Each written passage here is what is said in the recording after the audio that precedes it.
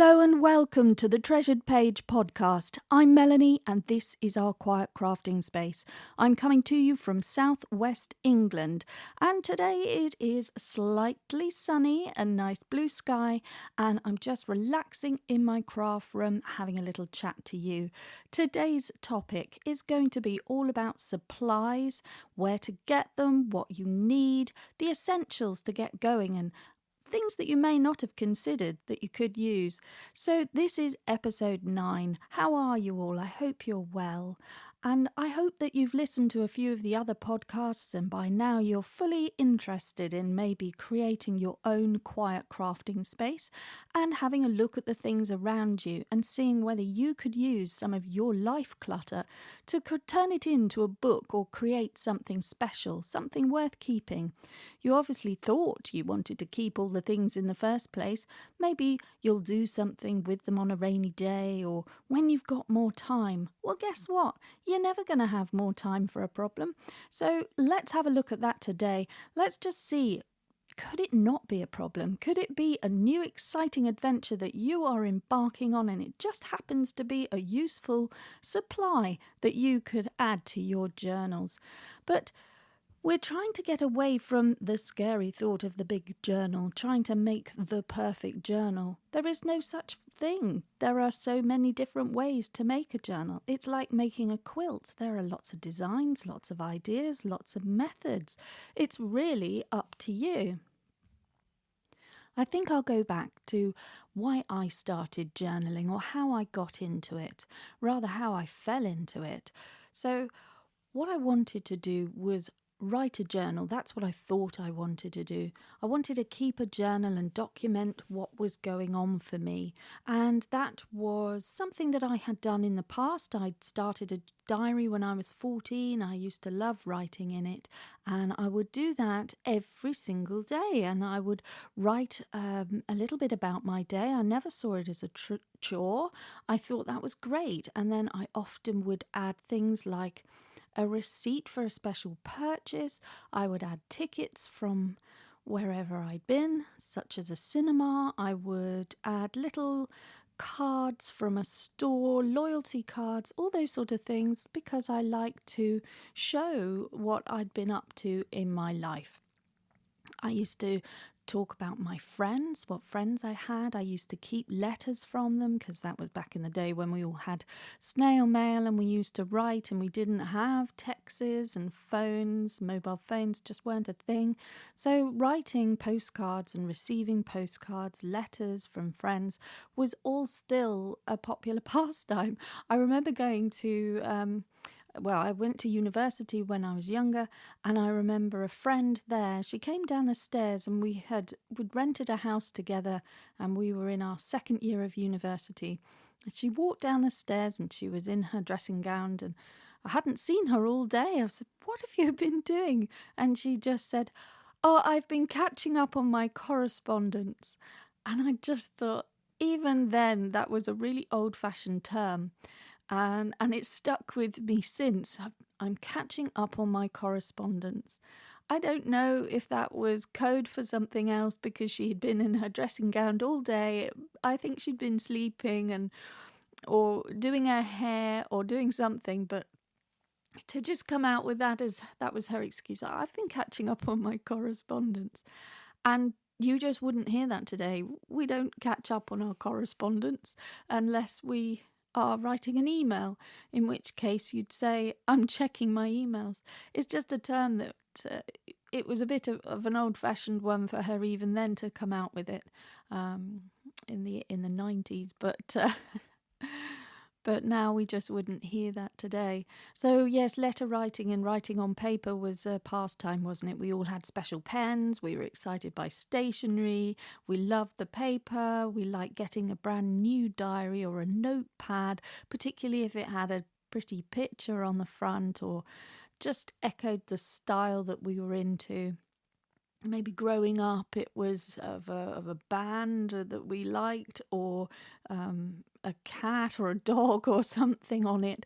But later on, maybe more beautiful images or artwork and botanical images are now more appealing than the Top of the Pops or who's in the charts and who's the local heartthrob and this sort of thing. But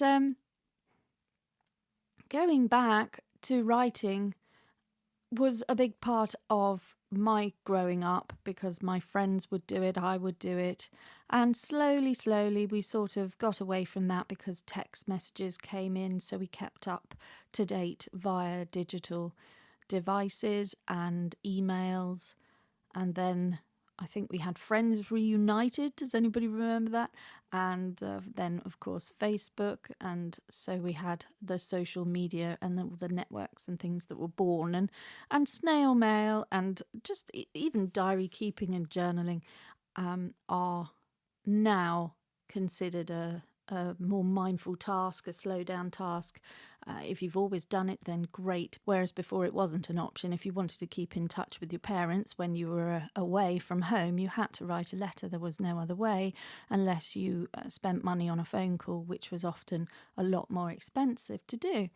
So started to see some things on YouTube about planning, and I thought that's what I need. I need a planner. I need to plan out what my goals are for my life. That's what I need. I definitely need that.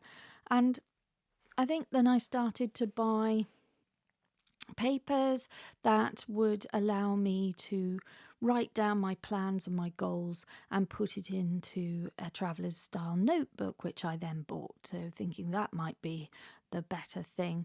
And of course that arrived, and there's such a commitment of putting pen to paper or making it look pretty. And then I started seeing more things popping up on YouTube about people decorating their planners and bullet journals and making them look lovely, and they had all the stickers and the stamps and the paraphernalia, and I just thought that seems like a lot of effort just for something that I have on my phone. I mean, how I don't really want to make the fact that I've got a dentist appointment that creative. It's something I want to get away from. I don't want to know that I've got to go to the dentist next week, or I've got a doctor's appointment, or I've got to take children to go and get a new pair of shoes. That's just what I have to do. That isn't who I am. That's just what I have to do. So I couldn't get creative about a schedule. That's what that is. It's your you've got to do it. It's sort of, oh right, the car wants a service, or the guttering needs cleaning. It's just life stuff. That isn't who we are. That's what we have to do.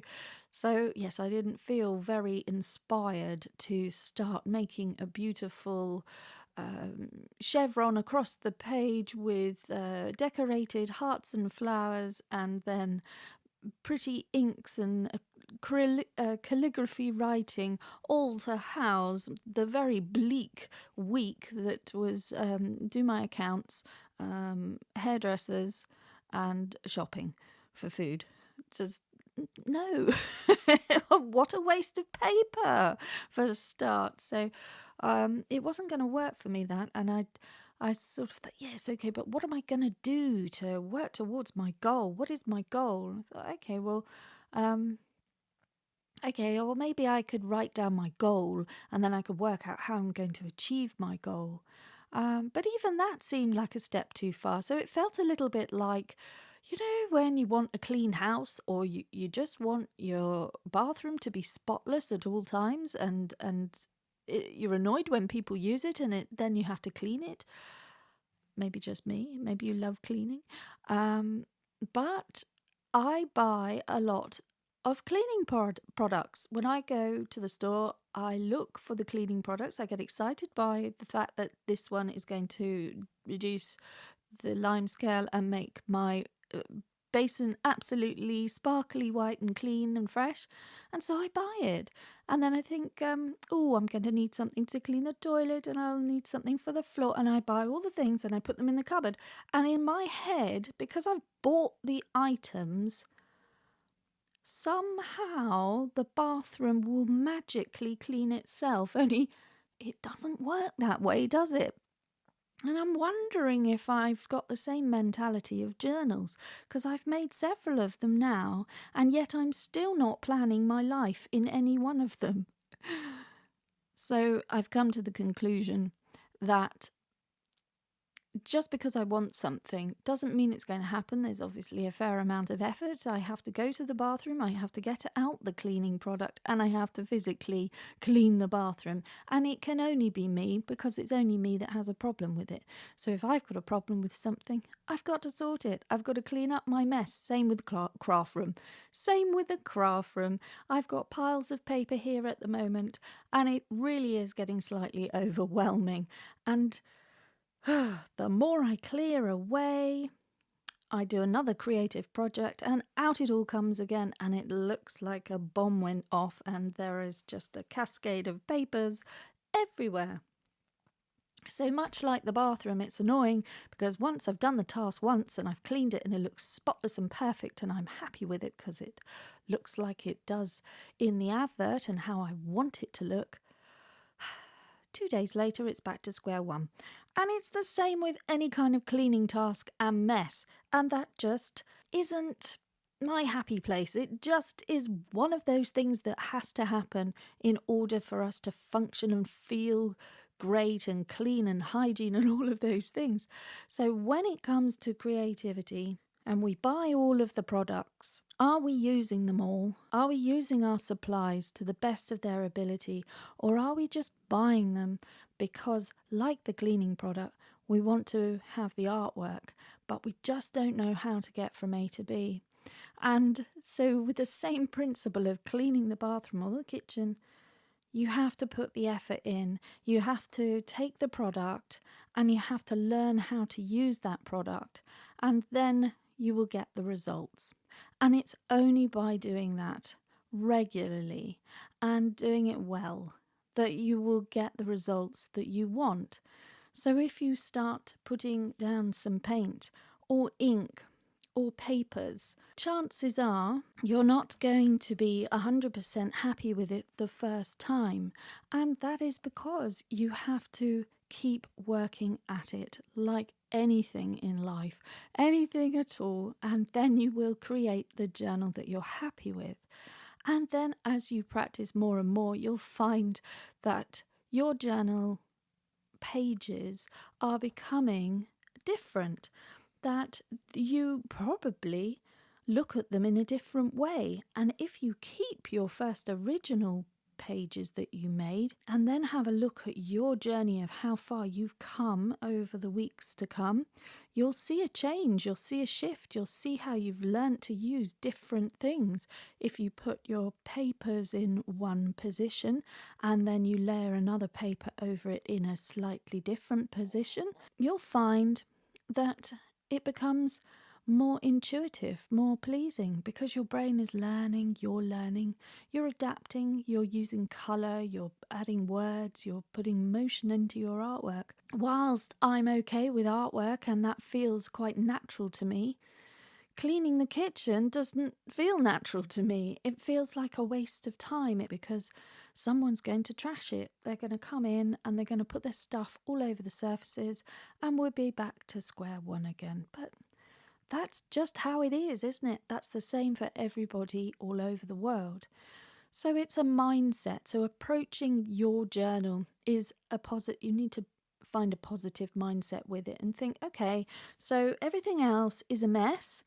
The kitchen, the bathroom, the craft room, today, right now, it all could use a little bit of elbow grease, a little bit of work. Is my journal a mess, or am I keeping that really neat? What's the one bit in my home that I'm keeping really neat and really focusing on? And then whatever that is, that's your passion. And if it's your craft table and you've got it all beautiful and you've got all things lined up and you're all ready to go, but if other areas of your home are a complete muddle, then you can see where you're applying your time and your passion and your focus. And then comes the times where everything feels like a muddle. So your home's in a muddle, your craft room's in a muddle, the craft table's in a muddle, you can't find things, you've lost your scissors, you've lost your glue, you've run out of glue, you've left the glue lid off. That's another thing I do. The papers that you were going to use to make a page that you were quite excited with have gone missing. They're under another pile of something. It's possibly fallen down the side of the heater or the radiator. You just don't know. This is where I've been for the last couple of weeks because I've been really, really busy doing a lot of creative projects, and it's got to a point now where I can't function. I mean, I'm literally looking at it thinking I'm not inspired. Only 2 days ago I was inspired. So 2 days, and then it's chaos again. Utter chaos. So let's have a look at my craft desk. I'll talk you through. I don't know if we've got enough time. So at all times, close by, I need to have a coaster to put a cup of tea or hot coffee on. That is essential. It's an essential crafting item, and I will have it there no matter how much my art teachers words are ringing in my ears that you shouldn't have hot beverage or food anywhere near your artwork because of spillages, and it's just not good practice. You don't want to have greasy snack hands all over your artwork, so I have taken that on board, and I don't eat anywhere near my craft items or my artwork because I agree with her there, but I desperately do not agree with my art teacher from the past about having a hot drink. That is essential, that is there to stay. Then I have to have scissors. I can't just have one pair. One pair would be adequate, but I can't have one pair. I need to have at least 10, probably, that I own in the craft room, and I don't know where any of them are. They are supposed to be in an upright pen pot in front of me, and most of the time they make their way back there at the end of the day. But more often than not, I can't see them, even though they are spread just out of my peripheral vision. Left or right, there's somewhere they might be, but if they're not in front of me, they don't exist. I need them there, either in my hand or right in front of me. But looking at it now, I seem to have 4. Oh, there's 5. I actually don't know how many I have. Let's get them out. I don't even know. I'll give you a rundown of what I've got. Okay, so I have a long pair of fabric scissors. They're quite good for cutting longer pieces of fabric, and they're long and thin fabric scissors. I've then got a shorter, smaller pair of fabric scissors, also useful, but I can see that there's glue deposits on here, which means I've been using them for paper as well. So they're my junk journaling scissors, not necessarily my special fabric scissors, although they are made for fabric. So we are being a rebel there and using them for paper and for fabric and just hoping for the best. I have a standard pair of craft scissors, just something that I picked up from the craft shop. They're quite nice. They've got rubber handles. They feel quite nice in my hand. Stainless steel, black and white. They've got a big X on them, and this company make hole punches, like circle punches, but I don't like them because they're too chunky. That's the hole punch, not the scissors. The scissors are all right, but I think they're starting to dull.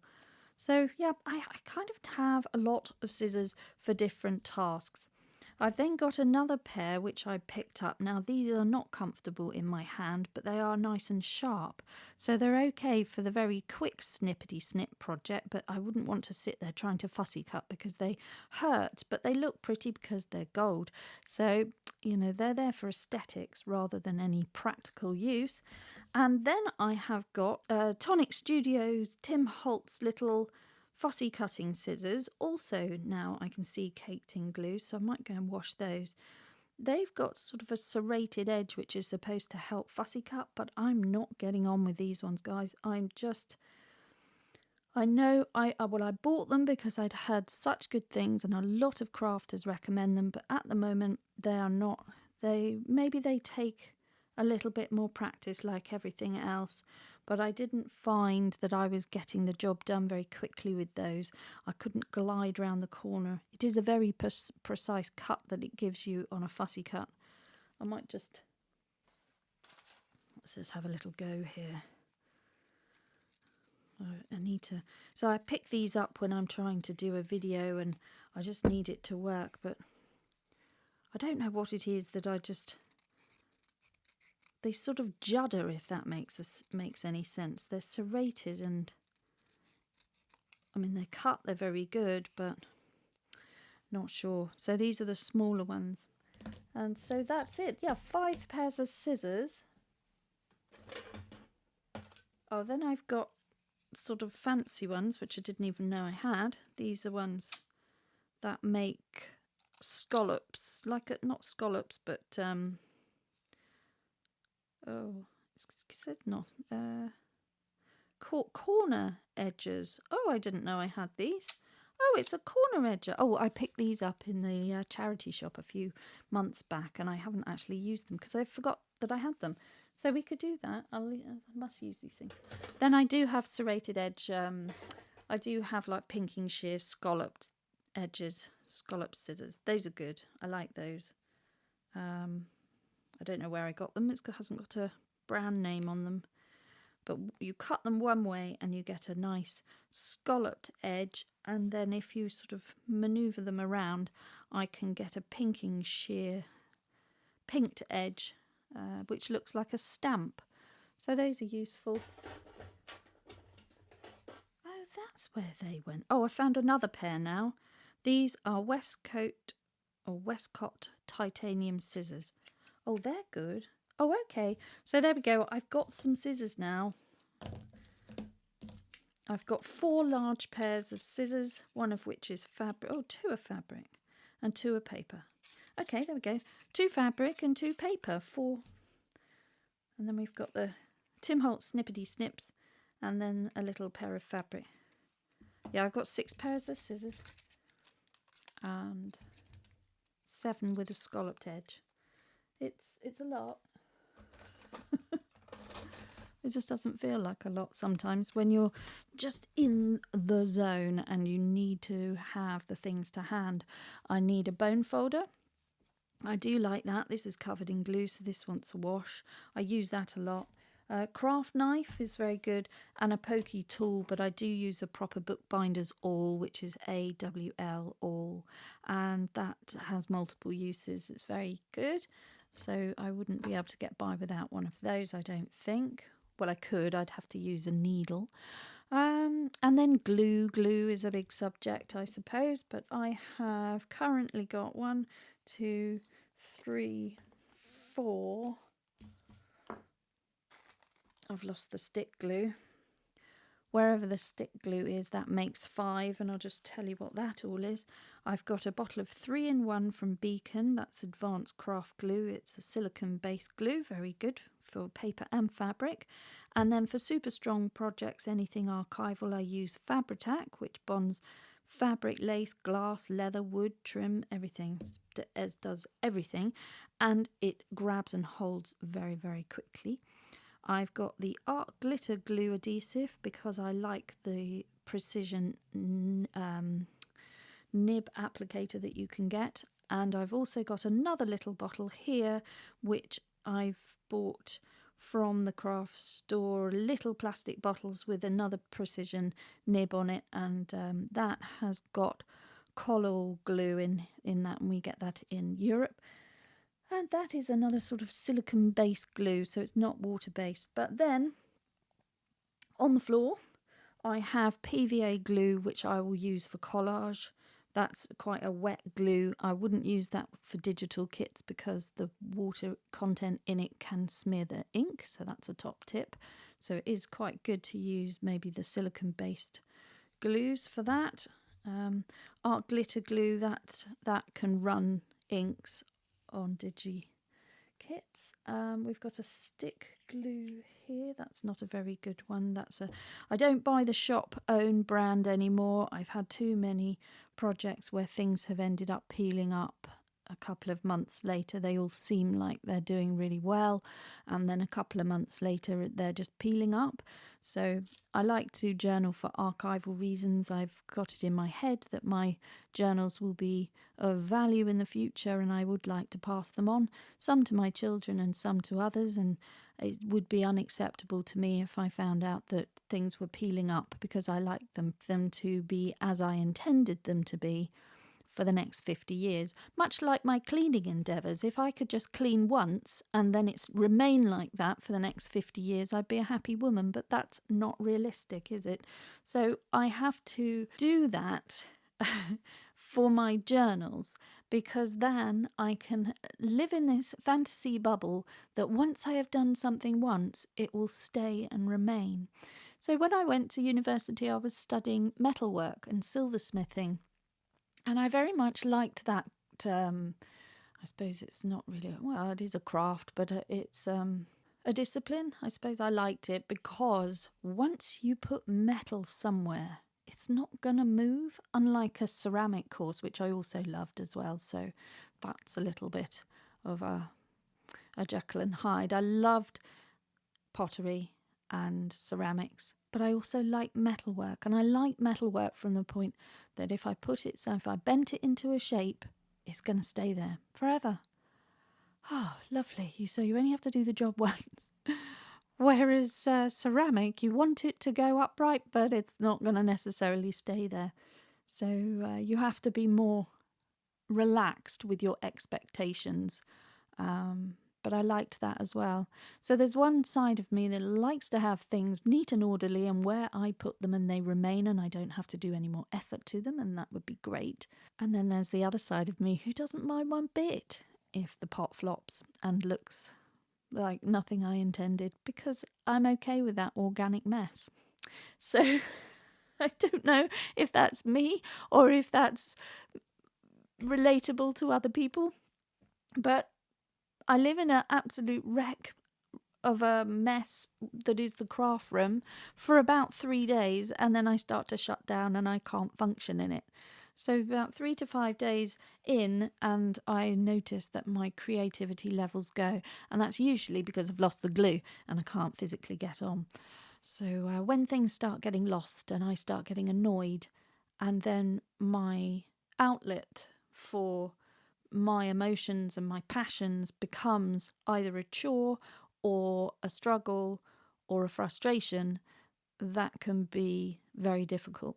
So I think we have to adopt a certain amount of discipline in the craft room and have a look at our supplies and keep them nice and neat, tidy and orderly, or certainly provide places for them. Then there's slightly more chance that the hole punches might go back to the drawer in which you had intended them to live. There's no guarantee, and I don't think we are all that super organised, but I have seen a few that are, and my heart and my hat goes out to you, because you must be spending an awful lot of your free time making your craft rooms beautiful.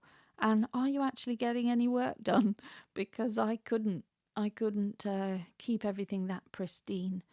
But I don't think I'm doing too badly today. I've got some areas I'm pleased with and other areas which are a bomb site. But yeah, the desk is now becoming to a point where I have to do a few things to it. I've got scraps and remnants of so many different projects on here now that we just need to do some scrap busting craft projects, and I love that, because that's how it begins. That's, you sit down and you start playing with the scraps, and that's where the ideas come from, and then you can feel relaxed into it. And you can see where your heart wants to take you, and if you're supposed to be doing Christmas decorations or Christmas crafts, and your heart just isn't in Christmas decorations and Christmas crafts, and you just want to be in summer and spring, then do summer and spring, do autumn, do anything. You don't have to be doing all the things that you're supposed to be doing. That's the whole point. Do what you want. It's yours. It's going to be your ephemera to make, your book to make. And I think once we start having a few pressures on us to do things, they stop being fun. And if things aren't feeling fun, then you're not doing it right. So we need to address that and just start doing the crafts that you want to do. If you've got a journal and it feels like a bit of a slog just to finish it off, and you don't want to be annoyed with yourself for having an unfinished project, just you should be expressing what you need to express today, not what you were expressing 2 months ago and then still haven't finished it. Leave it, because when you come back, you'll open it up and you'll have the spark of inspiration, and whatever page you were hung up on before, you might find that it needs to have something different from the future you, with the future items and supplies that you will have, and that's okay. So don't worry about that at all. Just do what you feel like doing today in your quiet crafting space, because it's all about you in your space. It's not about anyone else. That's the whole point.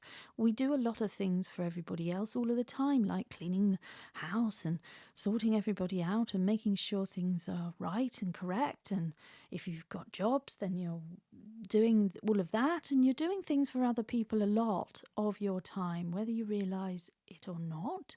You are, because you've still got to maintain your living space, your home. You've got to pay bills. You've got to do all of those things. You're doing things for other people, and you've got to factor in that time for you. And it is really, really nice if you've kept things in a nice way. So do this week just spend some time getting one area of your craft room happy and tidy, and so that you, if you've bought the storage container and now like me, I've bought 3 storage containers and I don't know what to put in them. But it is going to take me an hour to sit down and go through all my papers. But I know I've got to do it, otherwise it will not get done. There's no one else that's going to do it. And the piles of paper will just build up and I won't find the thing. And I've lost a really important piece of paper with a list on it, and I need it. So I've got to tidy up.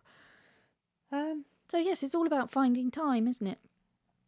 But you find time for a dentist appointment, you find time for the hairdressers and going to the shops to buy your food. So you've got to find time for you. And you've got to put that in your schedule or your diary or your app or your phone or your calendar. You've got to put that on like an appointment. Just put an appointment. Give it a code. Sometimes if we put me time, it just seems overindulgent, doesn't it? But it's not. It's essential. This is essential as going to the doctors or going to the dentist. It's like an optician's. You know, you have to do it. So you put it in your schedule as a little code word for only you know. Right, yeah, I must do that. No, sorry, I can't do that at 11 o'clock on Tuesday. Yeah, because I've got the appointment with the scissors. Yeah, I've got that special appointment. With the bookbinders. Yeah, I've got an appointment with the bookbinders. There we go. Make a bookbinders appointment, and then everybody will go, what's that? Oh, it's something that I have to do. And it's online, and I need to log in and have a little look at that, and then I shall be with you in about 2 hours. It's a 2-hour appointment. Oh, yes. You're going to the craft room, aren't you? Absolutely. I shall be there for 3 weeks. Come and dig me out. Dig me out from under the paper and the glue. And bring snacks. Bring gin. Bring anything. Just leave me be. Leave the tray by the door. I don't want to be disturbed. I have weeks like that. I don't drink gin. That's a lie. I drink tea. Just bring tea. In fact, that's what I need for Christmas, is a tea-making teapot. Self-making hot pot. Oh, I'll have a crock pot in the craft room and a coffee-making machine and a mini fridge. And then I won't need to leave. I might build a bunker out of all the piles of paper that I've got here, and I'm just going to stay in here until I'm ready to come out again. That could be an idea. Sometimes we just need to have our quiet spaces, and make sure you've got yours. And make sure you have an appointment with yourself. Make sure you've got your craft supplies around you, that they're clean, that they're neat, that you know where to find them. Keep the scraps to a minimum on the table. Have another bucket or a bin or a box or a suitcase or a whole warehouse. Don't have it all on top of you. If you can put the papers in a big box, if you can store them up in a big cardboard box, and you've got space for it under your bed, in your garage, in a loft, somewhere under the stairs, that might be preferable than having them all around you, because that clutters your mind and then you can't work in your best way.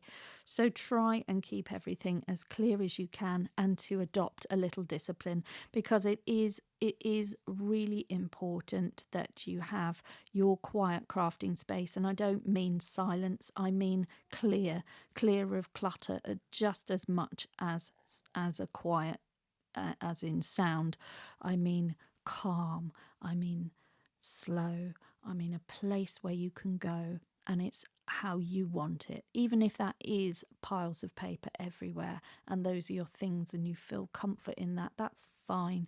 But make sure when you come and sit down that you're not got it all dropping in on you to a point where you feel, if that feels fine and that's how you like it, then absolutely. But if it starts to feel overwhelming and then you're not creating because your space is now not working for you, you do need to address that. So thank you very much for listening to the podcast. I bring these out on a Monday and a Thursday, and I will be back with you very soon. Have a look at my videos over on YouTube, the Treasured page. But above everything else, guys, just slow down and make crafting time for you. Bye-bye now.